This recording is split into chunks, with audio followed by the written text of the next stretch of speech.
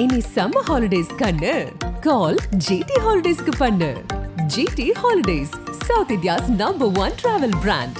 But நான் ரொம்ப கவனித்து பார்த்தது அப்படின்னும் போது வந்துட்டு தனுஷை பற்றி ஒரு வீடியோ ஒன்று போட்டு ஜாதகத்தினால தான் பிரிகிறாங்க அப்படிங்கிற மாதிரியான பாயிண்ட்லாம் இருக்குல்ல, உண்மையிலேயே விவாகரத்து அப்படிங்கிற அந்த ஒரு விஷயம் இருக்குல்ல, இதனால் நடக்குது. அதுக்கும் கிரகங்களுக்கும் என்ன சொல்லுங்க? தனுஷ் ஜிவி பிரகாஷ் இப்போ சமீபமாக வந்துச்சு இல்லைங்களா, அதெல்லாம் வந்து இந்த தசாபுத்திகள். ஏன்னா இவர் ஒரு 18 இயர்ஸ் வாழ்ந்திருக்காங்க, ஐஸ்வர்யாவும் தனுஷும்.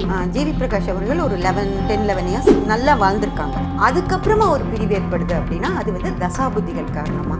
அந்த நேரத்தில் நடக்கிற தசையும் புத்தி உள்ள சின்ன சூட்சமும் கூட அவங்களை பிரித்து வச்சிரும். தனுஷ்க்கு வந்து ஜாதகம் பார்த்து தான் திருமணம் பண்ணியிருப்பாங்கன்னு உங்களுக்கு தோணுதா? ஏன்னா ரஜினி அவர்கள் வந்துட்டு ஆன்மீகத்தில் ரொம்ப ஈடுபாடு, ஜோதிடத்தில் ஈடுபாடு. ஸோ அவரும் பார்த்துருக்க வாய்ப்பு இருக்கு இல்லையா? அது லவ் மேரேஜ் தானே, அதுக்கு எதுக்கு அவங்க ஜாதகம் பார்த்துருக்க போகிறாங்க? ரஜினி அப்படிங்கிற ஒரு பெரிய ஜெயிண்டோட பொண்ணு அவங்க.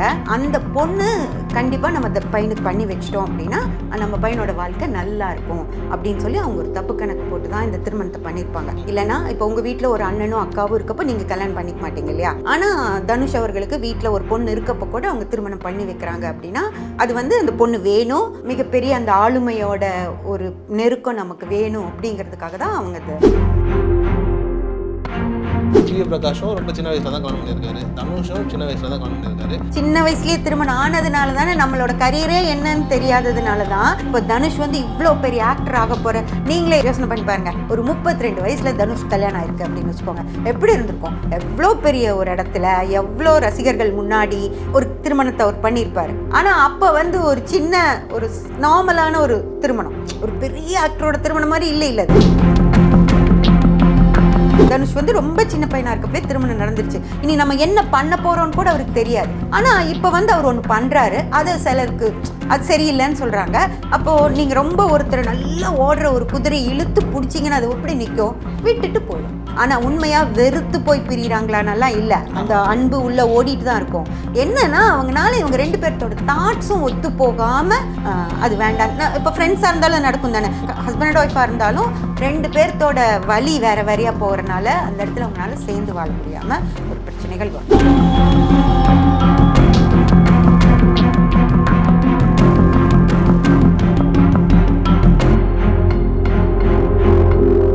ஆகாயம் நேயர்களுக்கு வணக்கம். நான் உங்கள் அஷ்ரஃப். இன்று நம்மோடு இருப்பது ஜோதிடர் நித்யா ராஜேந்திரன் அவர்கள். வணக்கம்மா. வணக்கம். நான் யூடியூப்ல வந்துட்டு உங்களோட சேனல் பார்த்தேன், பேசும் கிரகங்கள் அப்படின்னு.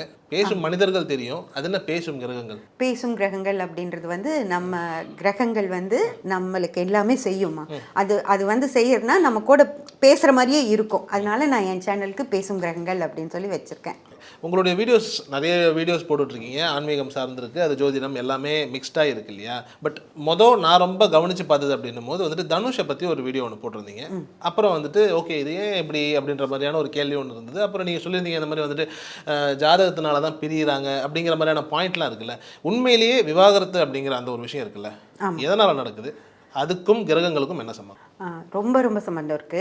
அதாவது ஒரு ஜாதகத்துல 7ஆம் பாவம் நல்லா இல்லை, 5ஆம் பாவம் நல்லா இல்லை, சுக்கிரன் செவ்வாய் நல்லா இல்லை, தசாபுத்திகள் நல்லா இல்லை அப்படின்னா கண்டிப்பா அவங்களுக்கு லைவர்ஸ் அப்படிங்கிற விஷயம் வரைக்கும் போகும் அந்த லைஃப் ஸ்டைல். நார்மலா இந்த 7ஆம் பாவம் 5ஆம் பாவம் சுக்கிரன் செவ்வாய் இதெல்லாம் வந்து ஒரு கல்யாணம் ஆனதும் 1 வருஷம் 6 மாசத்துக்குள்ளேயே அவங்களுக்கு அந்த பிரிவுகள் எல்லாம் வந்துடும். ஆனா இந்த தனுஷ் இது இப்போ நீங்க இந்த ஜிவி பிரகாஷ் இப்போ சமீபமாக வந்துச்சு இல்லைங்களா, அதெல்லாம் வந்து இந்த தசாபுத்திகள். ஏன்னா இவர் ஒரு 18 இயர்ஸ் வாழ்ந்திருக்காங்க, ஐஸ்வர்யாவும் தனுஷும்.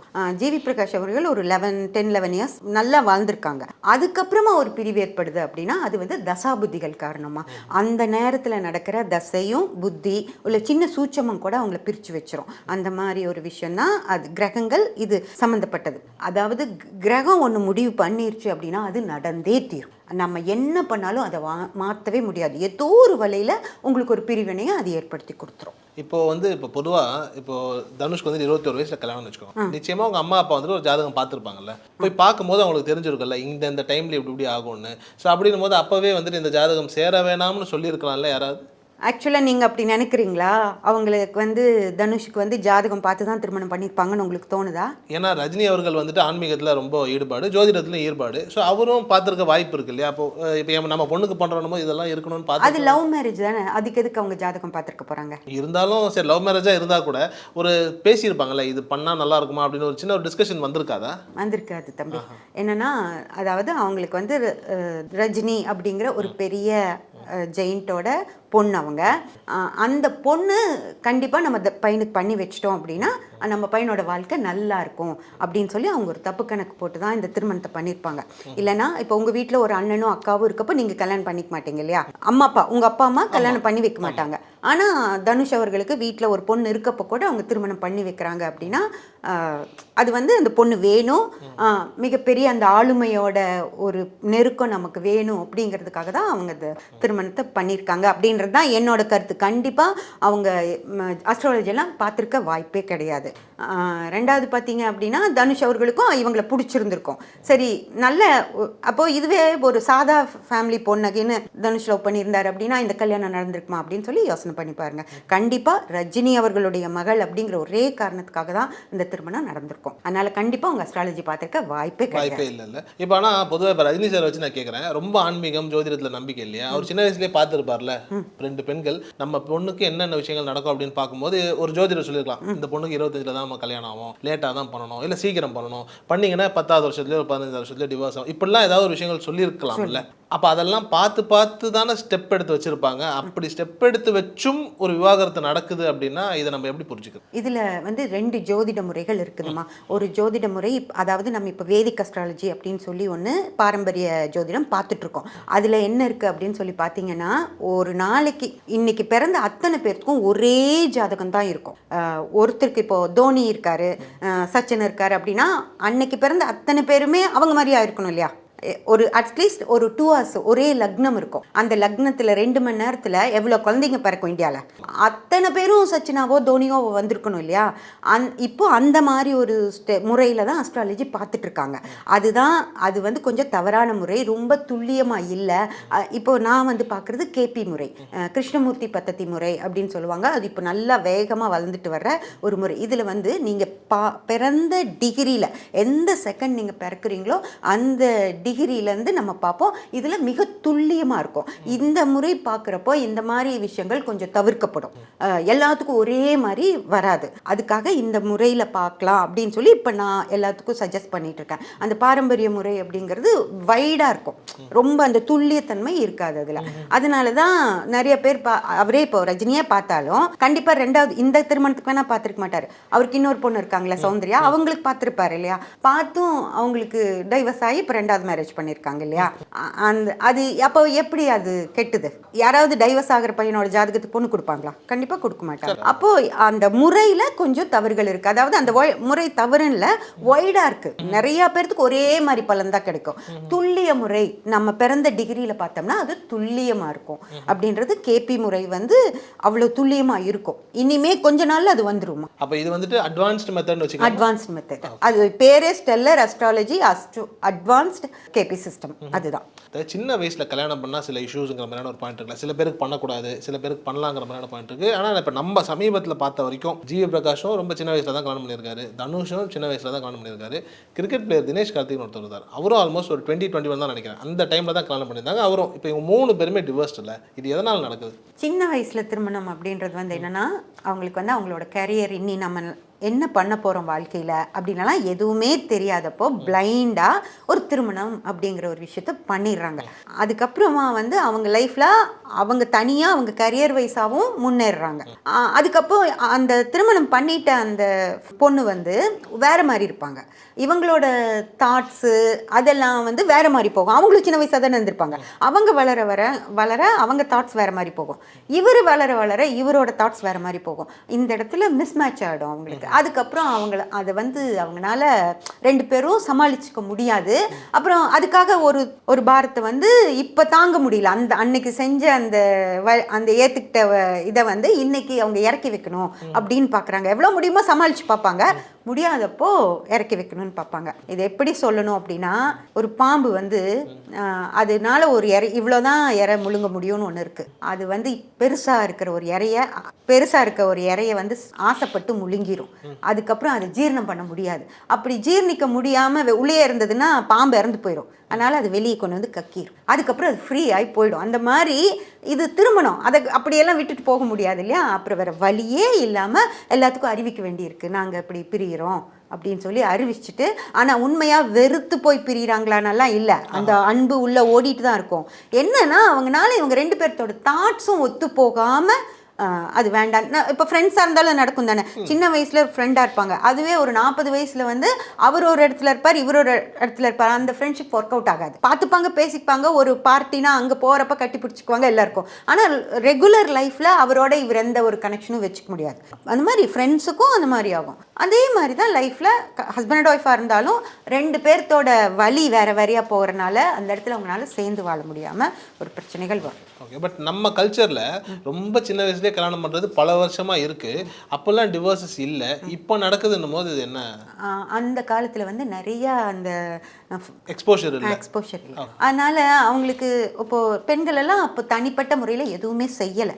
ஆனால் இன்னைக்கு வந்து எல்லா பெண்களுமே அவங்கவுங்களுக்குன்னு ஒரு கரியர் வச்சுருக்காங்க. அது எப்படி 2 பேருக்கு ஒத்து போக மாட்டேங்குது? அதுதான் பிரச்சனையோ தவிர, இன்றைக்கும் பெண்கள் பழையபடியே வீட்டில் இருந்தாங்கன்னா சரி, அவர் வர நேரத்துக்கு ஒன்று செஞ்சு கொடுத்துட்டு குழந்தைகளை பார்த்துட்டு இருந்துக்குவாங்க. ஆனால் அவங்களும் ஜெயிக்கிறாங்க இல்லையா? இன்னைக்கு 2 ஜெயிக்கிற ஆளுக ஒன்றா சேர்ந்து இருக்க முடியல, அவ்வளவுதான். இப்போ ஒன்றா சேர்ந்து வாழணும் அப்படின்னா இப்போ எப்படி தான் வாழ்றது? 2 ஜெயிச்சாளுங்க ஒன்றா முடியாதுன்னும் போது இன்றைக்கி நம்ம எல்லாருமே சக்ஸஸ்ஃபுல்லாக இருக்கும் அப்படின்னும் போது எப்படி தான் வாழ்றது? முதல்ல நம்ம கரியர் பார்க்கணும். அதை சக்ஸஸ்ஃபுல்லாக செஞ்சுட்ட 2 பேர் இருக்காங்க இல்லையா? நீங்களும் ஜெயிச்சிட்டீங்க, உங்கள் மனைவியும் ஜெயிச்சிடுறாங்க, ஒரு பொண்ணும் ஜெயிச்சிடறாங்க, நீங்களும் ஜெயிச்சிடுறீங்க. நீங்கள் 2 பேரும் உட்கார்ந்து பேசி இதுதான் என்னோட பொசிஷன், இதுதான் உன் பொசிஷன், நம்மளால இனி சேர்ந்து போக முடியும் அப்படின்னா நம்ம 2 பேரும் கல்யாணம் பண்ணிட்டு அட்லீஸ்ட் இது வந்து குழந்தை பெற்றுக்கிறதுக்கு முன்னாடியாவது இதை முடிவு பண்ணிடணும். ஏன்னா நீங்கள் 2 பேரும் உங்கள் வாழ்க்கையை கெடுத்துக்கிறதுக்கு 100% உங்களுக்கு ரைட்ஸ் இருக்கு. ஆனால் ஒரு குழந்தை பிறந்ததுக்கு அப்புறம் அந்த குழந்தையோட வாழ்க்கையும் கெடுக்கக்கூடாது. அப்படின்னா உட்காந்து நீங்கள் ஜெயிச்சதுக்கு அப்புறம் சொல்கிறேன், ஆகட்டும் 32 வயசு ஆகட்டும், என்ன தப்பா? அதுக்கப்புறமா உட்காந்து பேசி நம்மளால ஸ்ட்ரைட்டாக போக முடியும், நார்மலாக போக முடியும் அப்படின்னா திருமணம் பண்ணிக்கோங்க. இல்லைன்னா விட்டுருங்க. திருமணம் பண்ணி தான் ஆகணும்னு இல்லை. இப்போ நயன்தாரா வந்து ஒரு குழந்தை, ஆமா அது ஏதோ ஒரு சர்வகசின்னு நினைக்கிறேன், ஒரு ப்ராசஸ் மூலமா குழந்தை பிறந்துட்டா, அந்த மாதிரி ஒரு குழந்தை வேணும்னு கூட நம்ம எடுத்து வளர்த்திக்கலாம். அதுக்கு திருமணம் பண்ணி தான் ஆகணும்னு இல்லை. 2 பேரும் ஒரு வயசுக்கு அப்புறம் நீங்க சக்சஸ் ஆனதுக்கு அப்புறம் முடிவு பண்ணி இன்னி நம்ம லைஃப் நல்லா இருக்கும் முடிவு பண்ணி திருமணம் பண்ணிக்கோங்க. அந்த சக்சஸ்க்கு முன்னாடியே சின்ன வயசுலேயே, இப்போ இவங்களுக்கு எல்லாம் நடந்த மாதிரி தான் சொல்கிறேன், சின்ன வயசுலேயே திருமணம் ஆனதுனால தானே, நம்மளோட கரியரே என்னன்னு தெரியாததுனால தான் இப்போ தனுஷ் வந்து இவ்வளோ பெரிய ஆக்டர் ஆக போகிற. நீங்களே யோசனை பண்ணி பாருங்க, ஒரு 32 வயசில் தனுஷ் கல்யாணம் ஆயிருக்கு அப்படின்னு வச்சுக்கோங்க, எப்படி இருந்திருக்கும்? எவ்வளோ பெரிய ஒரு இடத்துல எவ்வளோ ரசிகர்கள் முன்னாடி ஒரு திருமணத்தை அவர் பண்ணியிருப்பார். ஆனால் அப்போ வந்து ஒரு சின்ன ஒரு நார்மலான ஒரு திருமணம், ஒரு பெரிய ஆக்டரோட திருமணம் மாதிரி இல்லை அது. அந்த மாதிரி அதுக்கப்புறம் நடக்கிறப்ப அது அவ்வளோ பிரம்மாண்டமா உங்க லைஃபும் நல்லபடியா செட்டில் ஆயிருக்கும். இப்போ ஜெயம் ரவி எல்லாம் எவ்வளோ அழகா செட்டில் ஆயிருக்காங்க, ஜீவா அவங்கெல்லாம் எவ்வளோ அழகா அவங்க செட் ஆகி. ஜீவா ஒரு இதுல சொல்றாரு, மனைவிக்கு நான் உண்மையா இருக்கேங்க, இவ்வளவுதான். எப்படி உங்க லைஃப் சக்சஸா இருக்குன்னா மனைவிக்கு நான் உண்மையா இருக்கேன், அவ்வளவுதான். இது நடக்காத, இது ஏன் நடக்கலைன்னா அவர் அந்த டைமில் ரொம்ப சின்ன பையன். இது தனுஷ் வந்து ரொம்ப சின்ன பையனாக இருக்கப்பவே திருமணம் நடந்துருச்சு. இனி நம்ம என்ன பண்ண போகிறோன்னு கூட அவருக்கு தெரியாது. ஆனால் இப்போ வந்து அவர் ஒன்று பண்ணுறாரு, அது சிலருக்கு அது சரியில்லைன்னு சொல்கிறாங்க. அப்போது நீங்கள் ரொம்ப ஒருத்தர் நல்லா ஓடுற ஒரு குதிரை இழுத்து பிடிச்சிங்கன்னா அது எப்படி நிற்கும்? விட்டுட்டு போயிடும், கைத்தை கழட்டி விட்டுட்டு போயிடும். அதுதான் நடக்குது அந்த டைவர்ஸ் கேஸ்ல எல்லாம். அதனால நல்லா சக்ஸஸ் ஆனதுக்கப்புறம் நம்ம நல்லா யோசிச்சு இவங்களை கல்யாணம் பண்ணிட்டா நல்லா இருக்கும்னு பேசி முடிவு பண்ணி அப்புறம் பண்ணிட்டா லைஃப் நல்லா இருக்குங்க, லைஃப் நல்லா இருக்கும். 2வது 32 வயசுக்கு அப்புறம் ஜாதகம் பார்க்க வேண்டாம்னு சொல்லி வேதிக்கில் ஒன்று இருக்குது. ஆனால் அது என்னன்னா உங்களோட மெச்சூரிட்டி லெவல். நீங்கள் நல்லா மெச்சூர்ட் ஆகிட்டு அதுக்கப்புறம் திருமணம் பண்ணிக்கிறப்போ பிரச்சனைகள் வராது. ஆனா கேபிலலாம் நான் சொல்ல மாட்டேன். 32 வயசு ஆனாலும் ஜாதகத்தில் இருக்க பிரச்சனைகள் இருக்கதான் செய்யும்.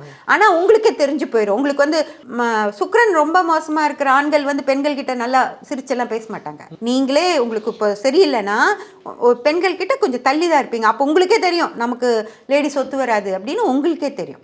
இப்போ நீங்கள் வந்துட்டு சொன்னீங்க இந்த மாதிரி குழந்தை பெற்றுக்கிறதுக்கு முன்னாடியாவது டிசைட் பண்ணுங்க அப்படின்னு. இப்போ இவங்களுக்குலாம் இப்போ தனுஷ் ஐஸ்வர்யாவுக்கே 2 குழந்தைங்க இருக்கு இல்லையா? இப்போ இவங்களோட விட்டுட்டு பிரியறாங்க, அஃப்கோர்ஸ் பார்த்துப்பாங்கன்னா கூட இதில் ஏதாவது கர்மா டேமேஜ் ஆகுமா? ஏதாவது இருக்கா? கண்டிப்பாக குழந்தைகளோட கர்மா அவங்களை தாக்க தானே செய்யும். இப்போ ஒரு குழந்தை என்னங்க ஆசைப்படும்? அப்பா அம்மா கூட சேர்ந்து வெளியே போகணும். அப்பா அம்மாவோட சேர்ந்து ஒரு முடிவுகள் தன்னை பற்றி எடுக்கிறாங்கன்னா எங்கள் அப்பா என்ன சொல்கிறார், அம்மா என்ன சொல்கிறார் அப்படின்னு அந்த குழந்தை யோசிக்குமா இல்லையா? இன்னைக்கு அந்த குழந்தைக்கு அந்த ஆப்ஷன் இல்லை. அம்மா கிட்ட கேட்கணும், அப்புறம் அப்பா வீட்டுக்கு போய் அப்பா கிட்ட கேட்கணும், அங்கிருந்து அப்பா சொன்னதை வந்து அம்மா கிட்ட சொல்லணும். அந்த குழந்தைக்கு இதெல்லாம் தேவையா?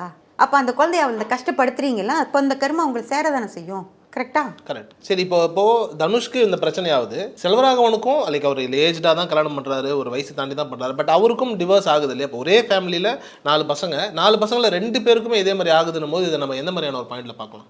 அது வந்து செல்வராகவன் அவர்களோட பிரச்சனை வேறங்க, தனுஷ் அவர்களோட பிரச்சனை வேற. இது வந்து சின்ன வயசுல அவர் கொஞ்சம் யோசிக்காம பண்ணதுனால வந்த பிரச்சனை. செல்வராகவன் அவர்களோட பிரச்சனை என்னன்னா, ஒரு பொண்ணை கல்யாணம் பண்ணிக்கிறார். அந்த பொண்ணு வந்து இவர் இப்படியே இருப்பாரு, நம்மளை வந்து ஒரு நடிகையா வந்து நல்லா பார்த்துக்கிட்டாரு இல்லையா, அதே மாதிரி பார்த்துப்பாரு, நம்மளை அப்படி தாங்கிட்டு இருப்பாரு. ஒரு நடிகை நடிக்கிறப்போ அந்த பொண்ணு ஏன்னா சத்தம் போட்டுட்டா அவங்க மூஞ்சியில அந்த நடிப்பு நல்லா வராது, அதனால மா ப்ளீஸ்மா பார்த்து பண்ணுமா அப்படி சொல்லியிருப்பாரு. அதுவே மனைவி கிட்ட போய் டெய்லி ப்ளீஸ் எல்லாம் போட மாட்டாங்க. எனக்கு இது செய்யணும், செஞ்சு வையே, நான் இந்த டைமுக்கு வரமாட்டேன் அப்படித்தானே சொல்லிட்டு போயிருப்பாரு. ஆனா அந்த பொண்ணு கிட்ட இவர் போய் உட்கார்ந்துட்டு இருப்பாரு. அவங்க நடிகையா இருக்கப்போ இவர் போய் அங்க உட்கார்ந்துட்டு இருந்து வாமா வாமான்னு கூப்பிட்டுருப்பாரு. ஆனா மனைவி கிட்ட அந்த நடிகை கிட்ட காட்டுற மாதிரி இது என் மனைவி தானே, நான் அவங்கள எப்படி வேணாலும் ஹேண்டில் பண்ணுவேன் அப்படின்னு தான் இருந்திருப்பாரு. அது அந்த பொண்ணுக்கு பிடிச்சிருக்காரு. அந்த பொண்ணு அப்படியே தாங்கிட்டு இருக்கிற ஒரு செல்வராகவனை தான் லவ் பண்ணியிருக்கு. இப்போ ஹஸ்பண்டாக இருக்கிற ஒரு சாதா ஒரு மனுஷனை வந்து அந்த பொண்ணுக்கு பிடிக்கல. அங்க இருக்கிற இஷ்யூவே வேற, அது வேற. நடந்துட்டு இருக்கிறது அதுதான். லவ் பண்றப்போ வந்து அவங்களோட ப்ளஸ்ஸை மட்டும் பார்த்து லவ் பண்ணி கல்யாணம் பண்ணிப்பாங்க. கல்யாணம் முடிஞ்சு வீட்டுக்கு வந்ததுக்கப்புறம் தான் அவங்களோட மைனஸஸ் எல்லாமே தெரியும். அந்த மைனஸை தாங்கிக்க முடியாமல் மோஸ்ட்லி அது பெண்கள் தாங்க, ஆண்கள் கூட ஏற்றுக்கிறாங்க. ஆனால் பெண்கள் வந்து ஆண்கள் கிட்ட இருக்கிற அந்த மைனஸை பெண்களால் ஏற்றுக்கவே முடியறதில்ல. மோஸ்ட்லி தண்ணி அடிப்பேன், நான் சோஷியல் ட்ரிங்க் இருந்தால் சொல்லி வச்சுருப்பான். ஆனால் அவன் வந்து முழு குடிகாரனாக இருப்பான். வீட்டுக்கு டெய்லி குடிச்சிட்டு தான் வருவான். எந்த பொண்ணு தாங்கிக்கும்? ரொம்ப நன்றி உங்கள் நேரத்துக்கு. சீதா ரொம்ப அழகாக பேசுனீங்க. நீங்கள் வச்சிருக்கக்கூடிய பேசும் கிரகங்கள் அப்படிங்கிற அந்த யூடியூப் சேனல் மிகப்பெரிய ஒரு சேனலாக வளம் வந்து நிறைய விஷயங்கள் நீங்கள் போட்டு அது சூப்பராக வரணும் அப்படின்னு சொல்லி வாழ்த்துறோம். ரொம்ப நன்றி. நன்றி. இனி சம்மர் ஹாலிடேஸ் கண்ணு கால் ஜிடி ஹாலிடேஸ்க்கு பண்ணு. GT holidays, South India's number 1 travel brand.